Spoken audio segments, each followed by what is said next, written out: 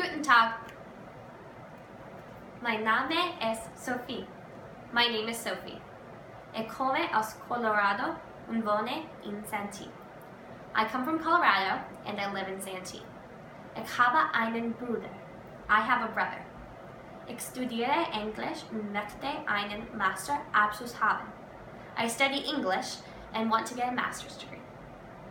Ich lerne gerne über die verschiedenen Wege, wie Leute reden.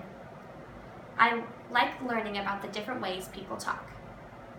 For my German project, I decided to ask a friend from Switzerland, whose name is Sarah Schreier, to teach me a little bit about German.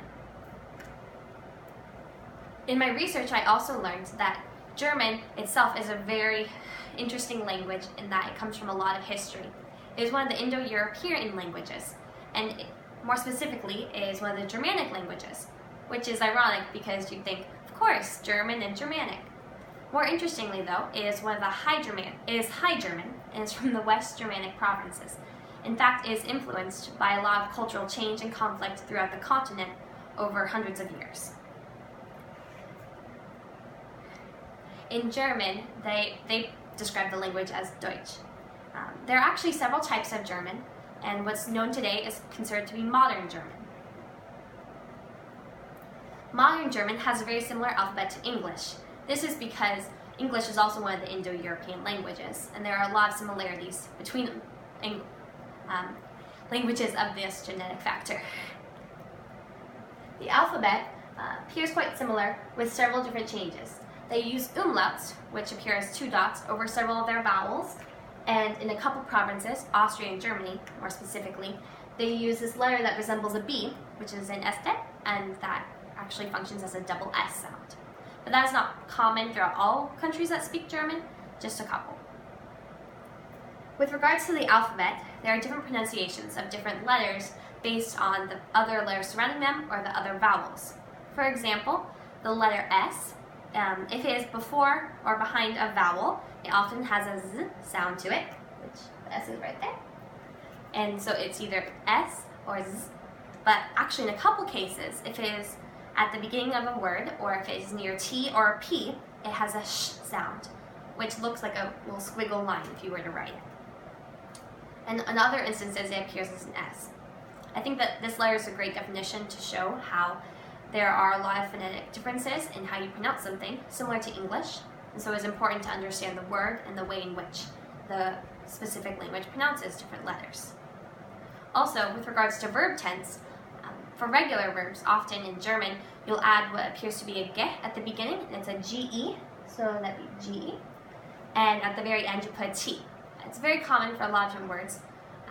For like example, ich liebe dich, you would change that says I love you. But if you were to say just love, that's liebe, and it would be adding a ge and a t at the end of the word to make it past tense. With regards to syntax and order, when you're writing a sentence, if it has any nouns or main subjects, you always capitalize those letters, which I find interesting because we do it a little differently here in English. Also, they have masculine, feminine, and neutral words, so sometimes the adjective or the subject actually appears to have a gender to it. For instance, a wall is a feminine word, and we see nothing feminine about a wall, but that's the way the culture has done it, and that's the way it's considered to be. So a lot of the masculine and feminine ways in which to understand words are best learned from learning within the culture. With regards to conjugations, they are pretty standard, but like I said earlier, there are some exceptions to how things are moved around. But that is also something that's best learned from being in a culture where you learn how they conjugate the different words and verbs. The word structure itself, when put into a sentence, typically follows subject, auxiliary, object, and then verb. But it also might be subject, verb, object. It appears right here. And what I find interesting about this is it's very similar to English in that the sentences work like puzzle pieces, and you can rearrange them and achieve very similar meanings. But the focus of the German sentence is the words are arranged in such a way to put the emphasis on the target of the sentence. So sometimes this is the verb and sometimes this is the noun. The sentence structure addresses that. I hope you've enjoyed this little glimpse into the German language, and I hope you have a wonderful day.